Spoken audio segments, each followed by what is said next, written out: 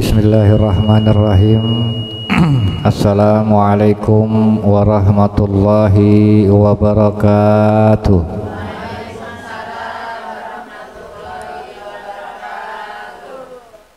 Alhamdulillahilladzi an'ama ni'matal iman wal islam wa ashhadu an la ilaha illallah wahdahu la syarikalah wa ashhadu anna Muhammadan abduhu wa rasuluh la nabiyya ba'dah. Allahumma salli wa sallim wa barik ala sayyidina Muhammadin wa ala alihi wa sahbihi ajma'in, amma ba'du. Allahumma rabbi shrah li sadri wa yassir li amri wa hlul 'uqdatam min lisani yafqahu qawli. Allahumma arinal haqqa haqqa warzuqna ittiba'ah wa arinal batila batila warzuqna ijtinabah. Alhamdulillah, puji beserta syukur marilah sama-sama kita panjatkan kehadirat Allah Subhanahu wa taala yang telah memberikan kepada kita nikmat sehat, nikmat hidayah, sehingga dengan nikmat-nikmat tersebut Allah Subhanahu wa taala mendudukkan kita di majelis ilmu yang mudah-mudahan ada banyak begitu keberkahan dan petunjuk yang bisa menuntun kita di jalannya, sehingga kita bisa sampai pada tujuan akhir daripada kehidupan kita, itu surganya Allah Subhanahu wa taala. Dan begitu juga salat beserta salam tidak lupa marilah kita limpah curahkan kepada Nabi kita Muhammad sallallahu alaihi wasallam. Para ibu yang saya hormati dan mudah-mudahan Allah memuliakan, kita kembali melanjutkan pembahasan surah Al-Isra ayat ke-10, di mana di dalam ayat ini Allah Subhanahu wa taala berfirman, a'udzu billahi minasyaitonir rajim wa annal ladzina la yu'minuna bil akhirah a'tadna lahum adzaban adim. Wa anna, dan sesungguhnya alladzina, orang-orang la yu'minun, orang-orang yang enggak beriman, bil akhirah, di akhirat nanti, a'tadna, kami telah siapkan lahum, bagi mereka, adzaban alim, azab yang pedih. Di dalam tafsir ini Syekh Syarawi mengatakan wahadihil ayah, dan ayat ini imtidadun lil ayatis sabaqah, ini merupakan kelanjutan dari ayat yang sebelumnya. Wa ma'tufatun alaih, dan ayat ini ma'tuf ke ayat yang sebelumnya. Kenapa? Lianna Allah Ta'ala dikran fi'alan wahidan, karena ini merupakan satu perkataan dengan sebelumnya. Maksudnya begini, Bu, di ayat sebelumnya Allah bilang apa? Wa yubasyirul mu'minina alladina ya'maluna, dan kabarkanlah berita gembira al-mu'minin, bagi orang beriman, alladzina ya'malun, yang melakukan amal soleh, anna lahum ajrun kabir, dan sesungguhnya bagi mereka balasan yang besar. Dan begitu juga berikan kabar gembira buat mereka, siapa? Annalladzina la yu'minun, buat orang yang beriman, yang tidak beriman kepada hari akhir, sesungguhnya kami menyediakan bagi mereka azab yang pedih. Nah, kenapa kau, Bu, di sini dikatakan bahwa azab yang Allah memberikan kabar gembira buat orang yang beriman, cuman kabar gembiranya itu apa? Dengan azab yang pedih.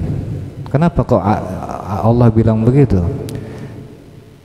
Sebenarnya ini satu ejekan, satu ledekan, udah kebangetan apa? Kesel, ibarat kata gini, Bu.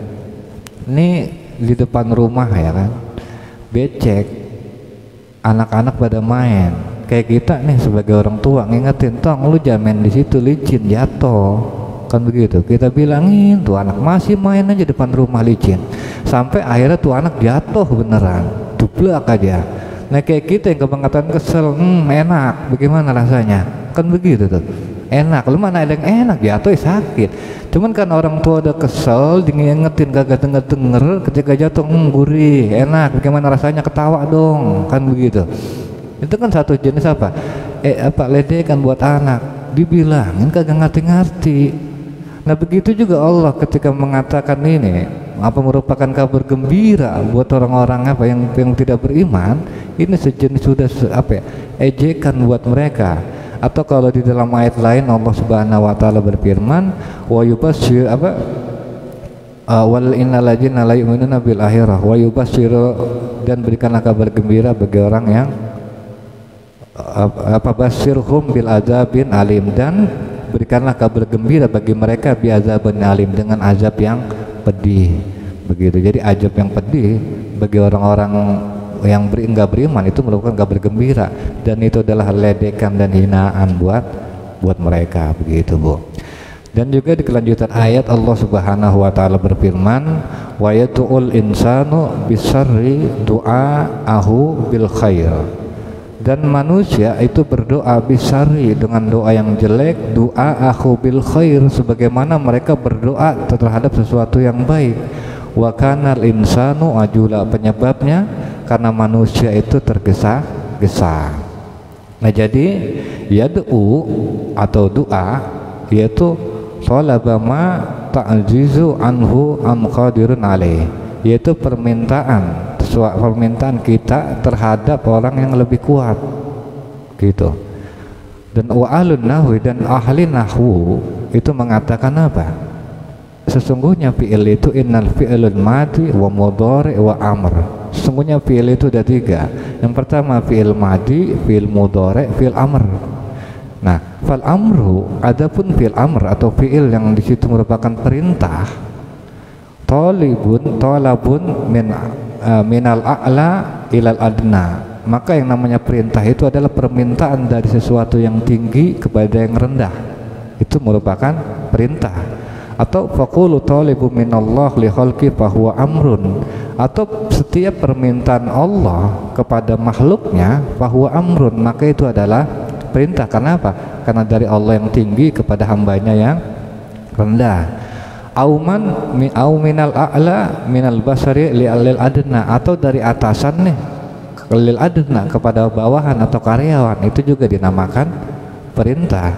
Wa amma inna kana talibu minal musawi, tapi kalau permintaan itu dari orang yang setara, sebaya, setingkat, maka itu dinamakan apa?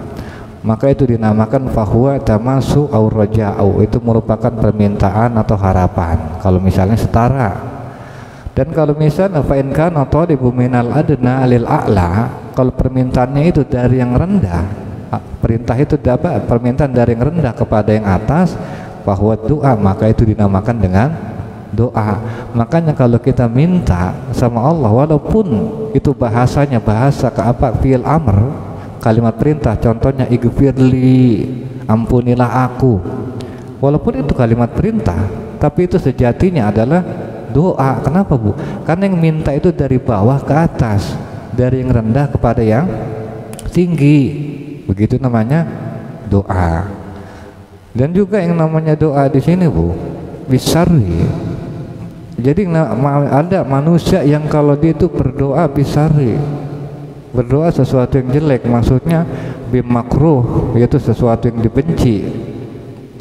Dan namanya manusia di sini dikatakan layatu ala nafsi, hingga mungkin dia berdoa yang jelek atas dirinya, au ala waladi, atau dia mendoakan jelek anaknya, au ala malihi, atau dia mendoakan jelek hartanya, kekayaannya, illa, kecuali fi halatin hanaqi wal ghadabi wa dhaikil akhlaq, kecuali dia bisa nih mendoakan anaknya jelek, mendoakan dirinya jelek, mendoakan hartanya jelek, kecuali fi halatil hanaq, kecuali dia dalam keadaan emosi.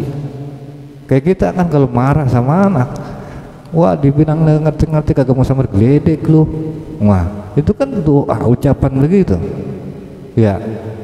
Artinya apa? Enggak mungkin kita lah yang namanya kita sekesel-keselnya yang namanya sama anak, enggak mungkin lah kita pengen atau kepikiran pengen mendoakan anak jelek, misalnya dikutuk jadi batu atau disambar geledek, enggak mungkin, kecuali itu pasti dalam keadaan marah, emosi.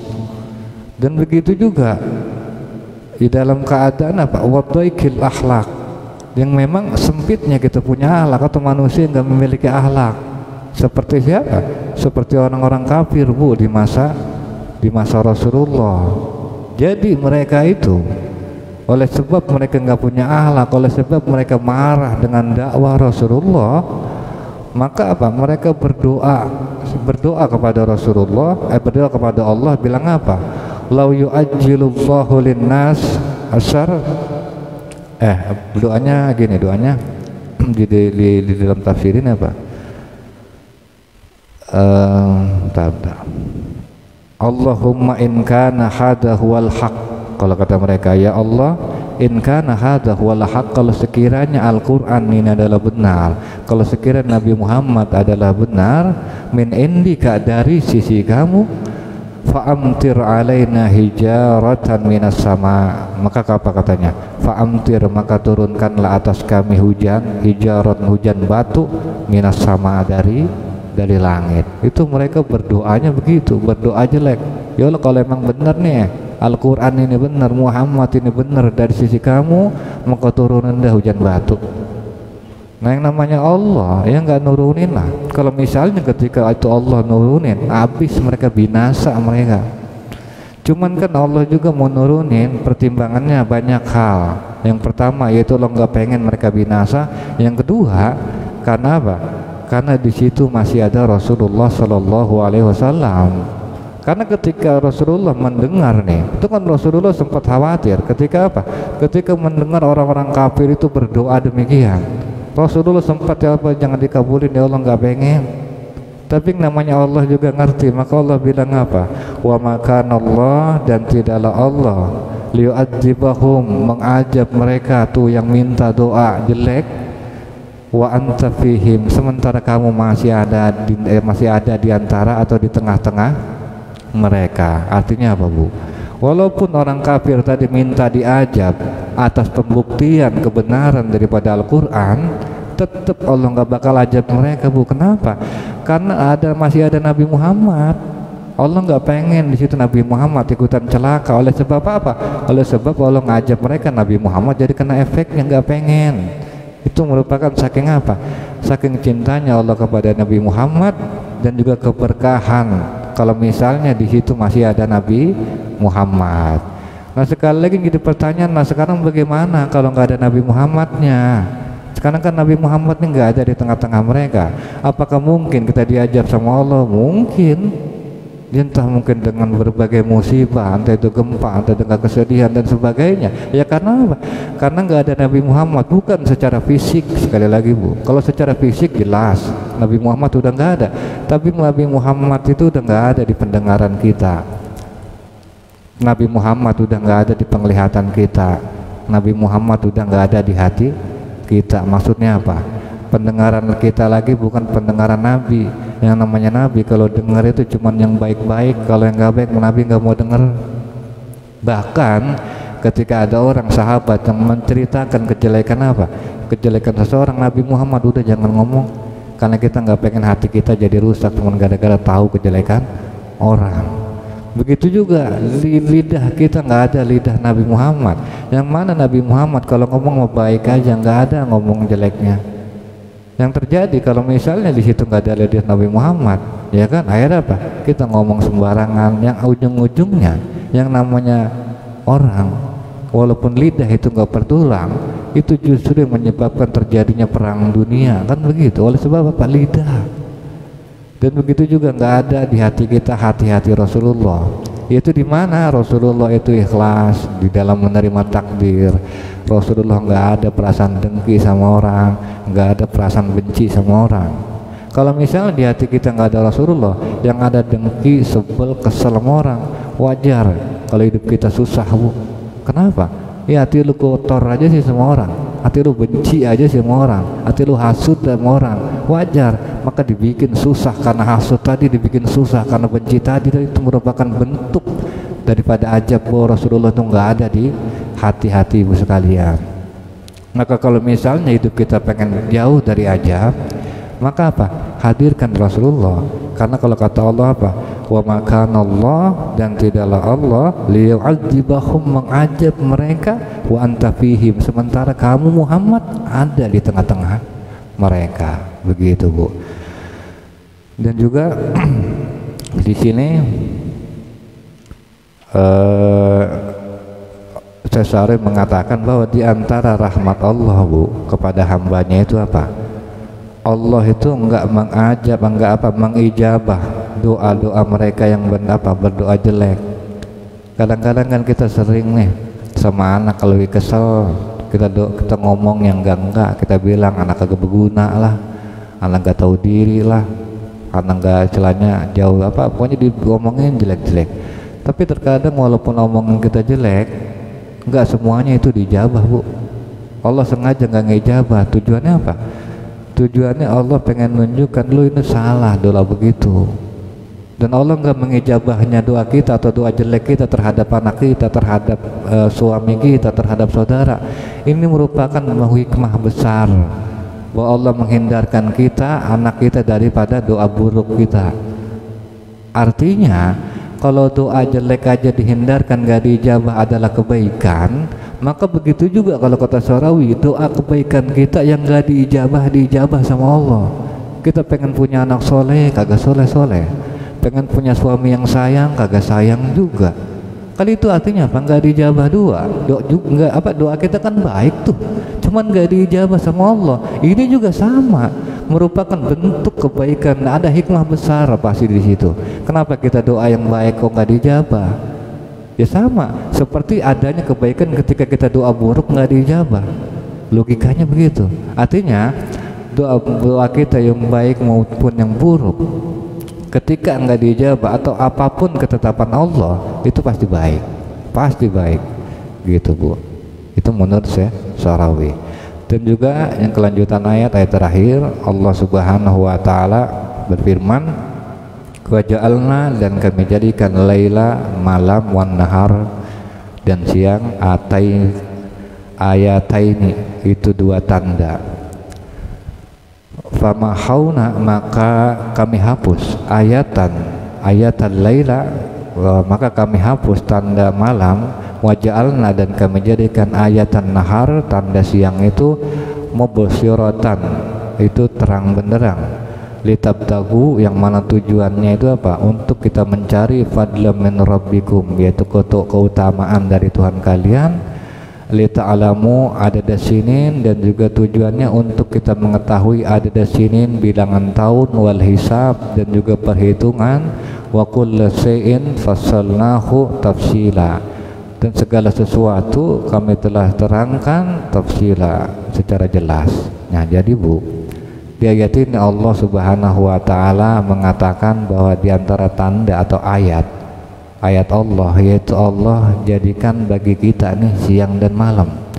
Jadi di ayat ini, Bu, kalau dalam Al-Qur'an ayat itu ada 3. Yang pertama ayat kauniyah. Ayat kauniyah ini seperti malam, seperti siang, ini ayat tanda. Ada juga ayat mukjizat, seperti mukjizat yang terjadi pada Nabi. Maka itu merupakan tanda. Tanda apa? Tanda yang membenarkan bahwa Rasul Nabi adalah Rasul yang benar. Dan juga ada tanda ayat yang kedua, yaitu ayat Al-Quran yang sedang kita kaji. Ini juga merupakan ayat. Nah, pada kesempatan kali ini yang kita bicarakan yaitu ayat kauniyah, ayat atau tanda kebesaran Allah yang ada di alam, yaitu siang dan malam. Nah, bagaimana, Bu, kok kita bisa atau siang dan malam itu bisa dikatakan tanda kebesaran Allah? Kalau menurut kita kan biasa aja tuh. Nah, di dalam tafsir ini saya selalu mengatakan bahwa Allah juga dengan adanya siang dan malam ini pengen menggambarkan atau membandingkan bahwa siang dan malam itu seperti jenis kelamin laki-laki dan perempuan. Siang dan malam ini kan sesuatu yang berbeda. Antara kita sama suami kita kan jelas beda, dari kelamin, dari sifat itu beda. Tapi walaupun itu berbeda dan gak bisa disatukan, tetap keduanya bergandengan. Ketika malam tertutup maka siang datang, ketika siang tenggelam maka malam hadir. Walaupun antara siang dan malam ini gak bisa disatukan karena berbeda tadi, tapi keduanya memiliki keterkaitan yang erat. Artinya antara kita dengan suami itu tadi yang jadi peralihan, jadilah seperti malam, walaupun memang nggak bisa disatukan karena perbedaan tadi, tapi antara kita dengan suami itu memiliki keterkaitan yang erat, kan begitu. Dan begitu juga di dalam ayat ini dikatakan apa? Dan juga merupakan yang namanya malam itu di sini dikatakan juga bahwa siang itu terang benderang, kan begitu, dan malam itu apa? Allah menghapus. Dan diantara tanda-tanda kebesaran siang dan malam itu Bu, di mana apa? Allah Subhanahu wa taala mengatakan bahwa wa min rahmati ja'ala lakum, dan diantara kasih sayang Allah, Allah menjadikan lakum bagi kamu sekalian laila wan nahar, yaitu malam dan siang. Tujuannya apa? Litaskunu fiha, agar kita itu apa? Bisa istirahat pada waktu itu, pada waktu malam, dan juga walitabtaghu min fadlih, dan kita akan bisa mencari keutamaan atau istilahnya keutamaan Allah pada siang hari. Nah, yang jadi pertanyaan, di Al-Qur'an kan dibilang kalau malam buat tidur, siang buat nyari duit, kan begitu, nyari keutamaan Allah. Lah lantas bagaimana, kan ada orang yang mau nggak mau dia dagang malam, kerja malam. Nah, sebenarnya udah ada isyarat baik dari alam ini ataupun dari ayat Al-Qur'an. Artinya kalau kita lihat Bu, malam itu kan ada bulan, ada cahayanya, walaupun nggak terang temaram, ini mengisyaratkan bahwa memang adalah sebagian kecil dari masyarakat di dunia ini yang kerjanya malam. Maka Allah bikinlah cahaya walaupun nggak terang-terang banget kayak matahari, yaitu cahaya bulan. Artinya apa? Silahkan kerja malam. Selama apa Bu? Selama memang itu profesi kita. Kalau memang profesi kita kadang-kadang ada yang sapam, ada yang dagang malam, silahkan. Tukang petek ataupun apa, silakan. Kenapa? Karena memang Allah dari alam udah ngasih isyarat, dikasih lampu atau cahaya, walaupun nggak seterang matahari, tapi cahaya itu adalah cahaya bulan. Bahwa Allah mengatakan bahwa ada sebagian kecil dari masyarakat yang menjadikan malam itu apa? Dia mencari keutamaan Allah, itu dari kauniyahnya. Atau dari ayat yang dari ayat Al-Qur'annya, Allah Subhanahu wa taala berfirman, "Wa min ayatihi," dan diantara tanda-tanda kebesaran Allah, manamukum yaitu kamu tidur itu bil laili wan nahar. Itu tidur itu bisa pada waktu apa? Malam hari dan siang hari. Artinya apa Bu? Ya tidur itu kan kita bisa tidur waktu siang, waktu malam. Ya waktu siang kapan? Ya kalau kita kerjanya malam. Begitu Bu. Makanya jangan dibilang kalau misalnya kerja malam gak sesuai Al-Qur'an, gak sesuai petunjuk Rasul Allah dan Rasul. Yang enggak lah, ini dalilnya kok ada. Silakan kalau misalnya memang kerja kita kerja malam, begitu Bu. Dan juga Allah Subhanahu wa taala di sini dikatakan bahwa siang dan malam ini merupakan lita'lamuna adada sinin, untuk kita mengetahui bilangan dan bilangan tahun dan perhitungan. Kayak kita kan tahu umur kita berapa, kita waktu ngaji kapan, tanpa gembar-gembor toto kita nih malam Senin datang. Itu kan karena adanya apa Bu? Karena adanya malam. Coba kalau Ibu bayangkan waktu siang aja nggak ada malam, ya bingung kita hitungan waktu itu bagaimana ya, kan begitu. Janjian sama orang bagaimana kalau misalnya waktunya siang aja, sementara kita nggak jelas istirahat kapan, orang terang terus. Atau misalnya waktu nih dibikin sama Allah malam terus nggak ada siangnya, kan kita bingung. Dia lagi tidur misalnya pengen apa, usaha apa, pengen bisnis sama orang, kita pengen ikut apa, bikin perjanjian, kan kita bingung tanggal berapa, waktunya kapan, dia istirahat apa enggak. Itu sulit kita Bu. Kenapa? Kalau nggak ada siang dan nggak ada. Assalamualaikum warahmatullahi wabarakatuh.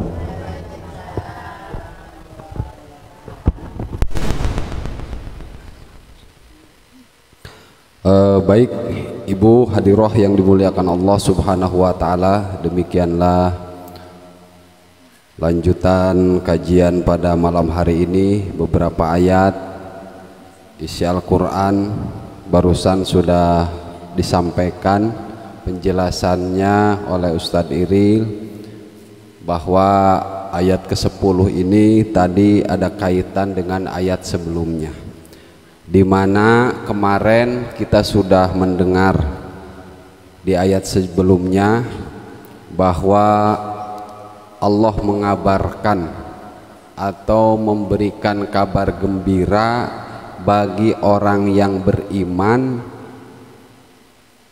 Ini syaratnya apa? Beriman. Cuman kan kualitas iman seseorang kan kita nggak tahu. Yang tahu itu hanya Allah. Nah, kemudian dari kualitas iman tersebut hanya orang yang punya kualitas itulah yang akan merasakan. Makanya dalam Al-Quran Allah hanya mengabarkan sebagai kabar gembira bahwa orang beriman itu nanti akan dikasih ganjaran yang sangat besar, akan dikasih kebaikan, dikasih kesenangan, kebahagiaan, yang mana kesenangan kebahagiaan itu belum pernah terdengar ketika kita di dunia, belum pernah dirasakan. Kebahagiaan di akhirat itu belum pernah dirasakan, bahkan belum pernah tersirat, terlintas dalam pikiran kita. Saking apa? Saking bahagianya ganjaran bagi orang yang beriman. Nah, ini kita dituntut untuk meningkatkan kualitas iman kita supaya kita tertarik dengan kehidupan atau kebahagiaan kehidupan akhirat. Jadi jangan sekedar percaya kan gitu. Jadi percaya yang tidak diikuti dengan keyakinan yang kuat, sehingga kita ini tidak punya program yang sungguh-sungguh, yang istiqomah untuk melakukan sesuatu yang akan menjadikan kita mendapat kebahagiaan di akhirat. Ya, mudah-mudahan dengan kita senantiasa datang ke majelis taklim, dan saya yakin kita sering datang ke majelis taklim, keimanan kita akan meningkat. Karena salah satu penunjang untuk menguatkan keimanan kita kepada Allah yang menuntut ilmu. Ketika kita berharap kepada Allah dengan harapan pingin dikuatkan iman kita, makanya kan kita ketika berdoa itu apa? Mudah-mudahan dikuatkan iman Islam. Karena semakin kuat iman kita, kita semakin bisa melihat dengan jelas. Hati kita ini akan melihat dengan jelas tentang janji Allah nanti di akhir. Jadi begitupun sebaliknya. Di ayat selanjutnya, ayat 10 tadi, Allah memberikan kabar bagi orang yang kufur terhadap kehidupan akhirat dengan ajrun, dengan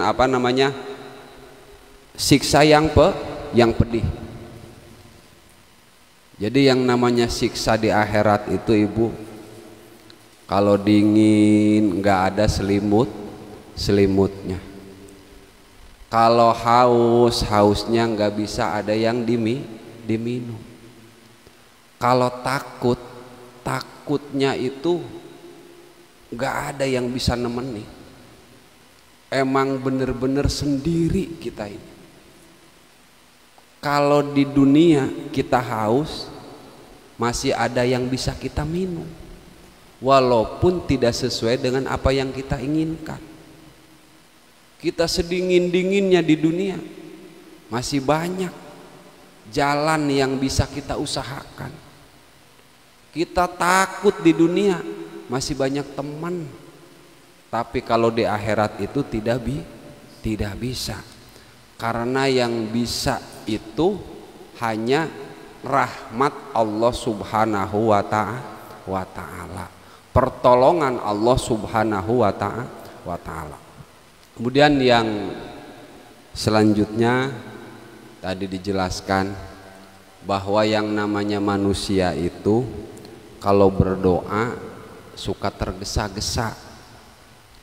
Jadi tergesa-gesanya itu pingin cepet-cepet apa yang kita minta kepada Allah itu sesuai dengan keinginan kita.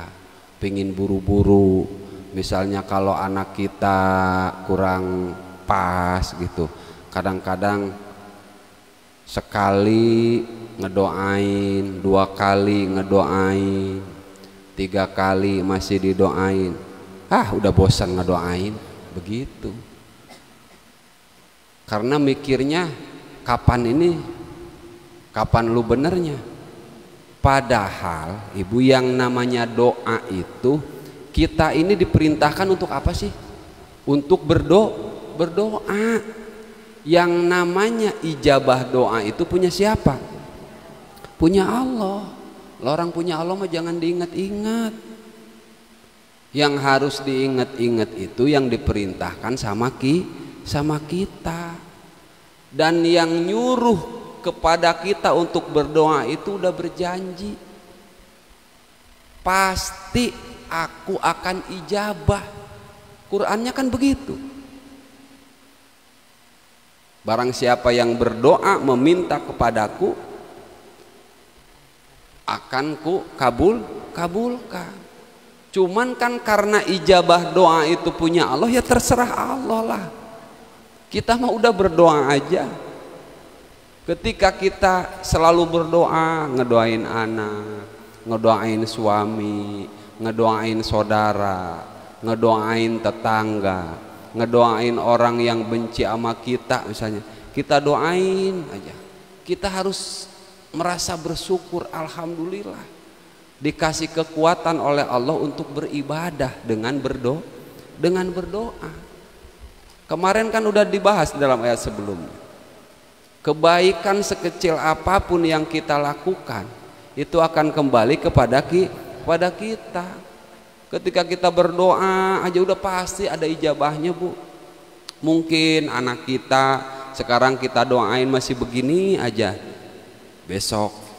besoknya lagi. Bahkan tidak sedikit banyak orang-orang soleh yang ketika ada orang tuanya bader hidupnya, tapi orang tuanya istiqomah, ngerengek aja sama Allah. Setelah orang tuanya wafat, itu anak yang bader itu menjadi anak yang soleh di kemudian hari. Sebab apa? Sebab doa orang tuanya. Makanya kalau berdoa itu jangan berhenti, udah berdoa. Misalnya usaha begini aja, ya udah berdoa aja. Kali kita begini aja, ntar anak kita jadi pengusaha sukses. Anak kita enggak, cucu kita enggak, buyut kita. Kalaupun tidak sesuai dengan keinginan kita, nilai ibadah dari doa itu akan Allah ijabah. Apa ijabahnya? Menjadi ganjaran nanti di akhirat. Karena ijabah doa yang paling utama itu apa? Ganjaran, kebaikan ketika kita berdoa. Jadi jangan mikirin apa? Jangan mikirin ijabah doa. Yang kita pikirin itu apa? Berdoanya. Jadi berdoa terus. Karena Allah itu senang kalau diminta. Ya kan? Kalau kita kan diminta 1, 2, 3 udah minta mulu. Kan begitu. Jadi Allah itu emang beda dengan segala sesuatu termasuk sama kita kan. Kalau kita kan nggak seneng kalau diminta terus. Kalau Allah itu senang. Allah itu senang diminta, senang direngek sama hambanya. Itu yang kedua. Kemudian yang ketiga, Ibu, ini mengenai keagungan Nabi kita, Nabi Muhammad Sallallahu Alaihi Wasallam. Tadi dijelaskan dalam ayat yang disampaikan oleh Ustadz Iril. Jadi orang kafir itu kan nantang kepada Allah, sekiranya ini Quran ini benar, coba turunin hujan batu sama kami, katakan begitu. Kemudian kata Allah apa? Kata Allah tidak akan mengazab mereka walaupun mereka minta, sementara Nabi Muhammad ada di tengah mereka. Makanya ini Ibu jadi dalil untuk maulid, untuk baca sholawat. Jadi kenapa orang ahli sunnah wal jamaah itu senang muludan? Tujuannya apa? Ya untuk menghadirkan Nabi Muhammad SAW di tengah kehidupan kita. Makanya kalau ibu sering baca sholawat, insya Allah jauh dari bala, Bu. Tar utangnya lunas, bener, suaminya soleh, anaknya soleh, rumah tangganya sakinah mawadah warohmah. Kalau selalu menghadirkan Rasulullah Shallallahu Alaihi Wasallam. Caranya bagaimana? Baca sholawat. Nah cuman ini baca sholawatnya kita suka keliru. Ini yang pingin saya dandanin sama ibu-ibu nih. Kita baca sholawat kepada Nabi itu karena apa? Karena mengagungkan Nabi kita, Nabi Muhammad Shallallahu Alaihi Wasallam. Ingat nih, mengagungkan Nabi Muhammad Shallallahu Alaihi Wasallam, karena Nabi Muhammad merupakan makhluk yang paling diagungkan dan dicintai oleh Allah Subhanahu Wa Taala.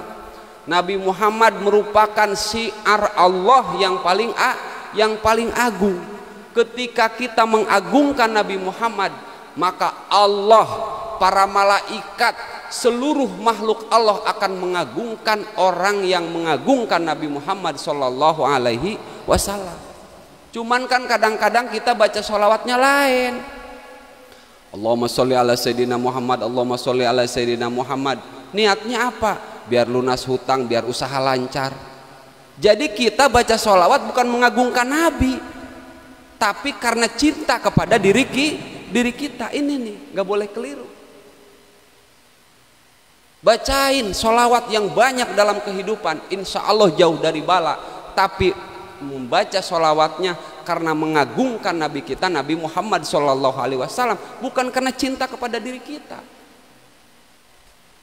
Coba ntar ibu, pokoknya baca sholawat aja karena cinta kepada Nabi kita, karena mengagungkan syiar Allah Subhanahu Wa Taala, mengagungkan makhluk Allah yang paling agung, yang paling dicintai oleh Allah Subhanahu Wa Taala.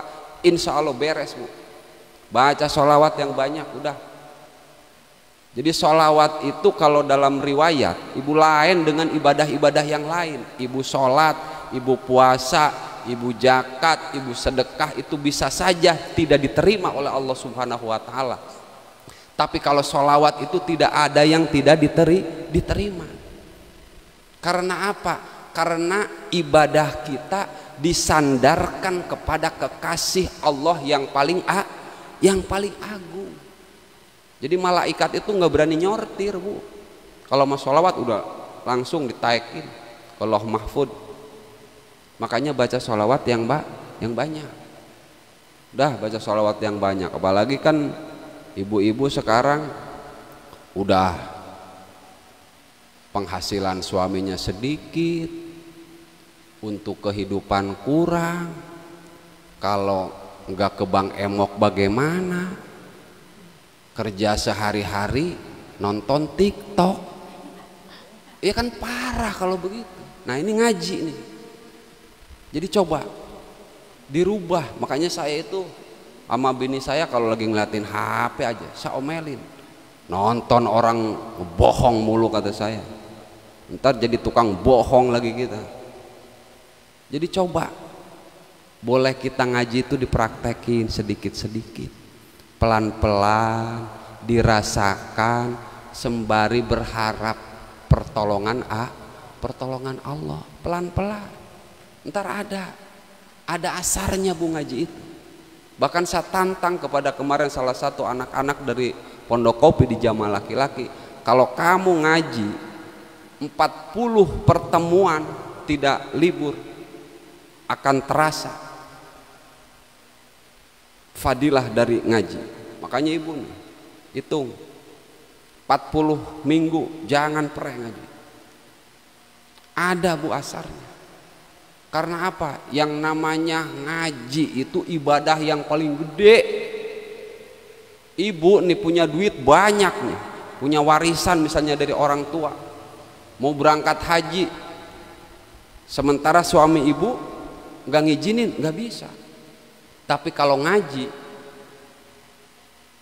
yang di situ ilmu yang kita tuntut itu ilmu yang wajib dalam hal itu, yang berkaitan dengan kehidupan kita, kita boleh melanggar. Kalau suami kita tidak bisa ngajarin. Itu. Makanya dulu itu bini saya ada yang mengkritik.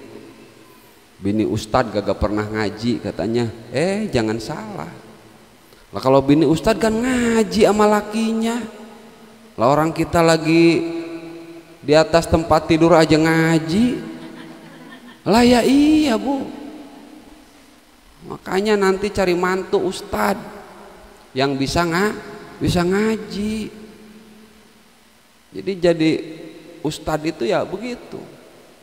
Lah kalau ibu-ibu kan nggak diajarin, ya kan? Coba ibu pernah nggak ditegur lagi main TikTok sama suami? Ibu pernah nggak disuruh baca sholawat sama suami? Disuruh nggak berdoa dengan istiqomah kepada Allah? Disuruh nggak sama suaminya? Ya berarti nggak diajarin. Berarti harus ngaji. Cuman minta izin sama suami.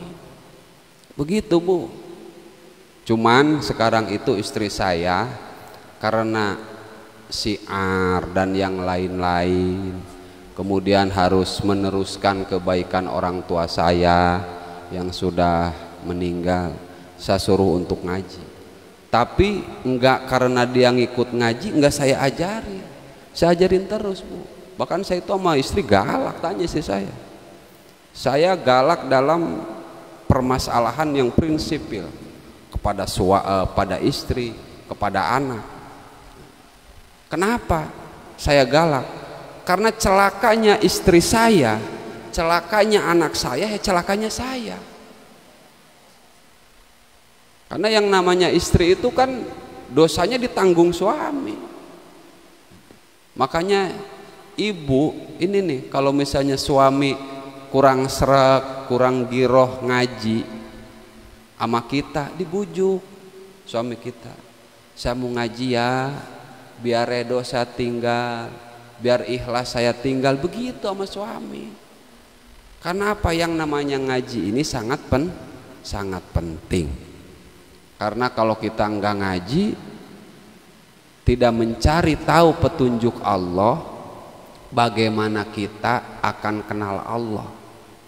Kalau enggak kenal, bagaimana kita akan cinta? Sementara orang yang akan selamat kehidupannya nanti, orang yang kembali ke rahmat Allah Subhanahu wa Ta'ala. Makanya kalau orang mati kan diistilahin sudah kembali ke rahmatullah, padahal belum tentu. Ada yang kembali ke rahmatullah, ada yang ke tempat lain, kan begitu. Jadi ngaji ini supaya kita tahu jalan kembali kita. Jadi sekali lagi bu, banyakin baca sholawat ya, banyakin baca sholawat. Niatnya apa? Mengagungkan Nabi kita, bukan karena cinta sama diri kita, karena khawatir sama diri kita. Saya dulu begitu bu, baca sholawat 1000 biar usaha lancar lah, begitu-gitu aja. Ternyata setelah ngaji ketahuan emang kita yang salah. Tuh, coba kalau saya nggak ngaji, ya makanya orang kan sekarang banyak bu, orang wiridan aja, ya kan? Ada kayak gitu, wiridan aja. Ya wirid mah wirid, hidup mah begitu aja. Karena apa? Wiridnya nggak dibarengin dengan ngaji, nggak dibarengin dengan ilmu. Misalnya ibu datang ke salah satu ustadz, udah baca ini sekian ribu, kan kalau datang begitu. Namanya kiai juga kan kalau ngejelasin nggak mau panjang-panjang, ribet. Orang amplopnya udah dibungkusin, gua kasih panjang-panjang juga emang segitu, udah baca ini, kan begitu. Coba kalau ngaji kan lain, saya nyuruh baca sholawat kan begitu, kita jelasin. Nah itu bedanya ngaji, nggak ada amplopnya lagi kan. Nah jadi seperti itu, paham ya bu ya? Iya. Ntar pokoknya kalau saya senang, insya Allah jamaah saya senang. Saya berharap kepada Allah seperti itu.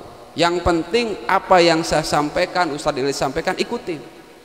Saya ini ngaji, misinya ngaji itu apa? Saya selalu bilang sama ibu, supaya kita selamat bareng-bareng, bahagia bareng-bareng. Dan saya akan berusaha mencari tahu petunjuk yang dibawa oleh Rasulullah SAW untuk disampaikan kepada ibu. Saya ngajar ngaji bukan pingin dihormatin, bukan pingin dimuliakan oleh ibu-ibu. Saya pingin mendapatkan kebaikan dari Allah Subhanahu wa Ta'ala dan syafaat dari Rasulullah Sallallahu Alaihi Wasallam. Makanya saya nggak macam-macam. Ya waktu ngaji ya pakai sorban kan kadang-kadang. Kalau lagi ke pasar mah ya saya ya begitulah. Karena saya ini ustadz pasar kan. Jadi kalau orang mau bilang apa ya biarin aja lah. Seperti itu. Paham Bu ya? Paham? Ya, mudah-mudahan Allah Subhanahu wa Ta'ala memberikan pertolongan kepada kita, memberi taufik hidayah kepada kita, memberikan rasa cinta atas syiar-syiar Allah Subhanahu wa Ta'ala, sehingga kita semakin mencintai yang namanya majlis ilmu. Kita berdoa pada Allah Subhanahu wa Ta'ala. Kita baca suratul Fatihah. Mudah-mudahan Allah memberikan barokah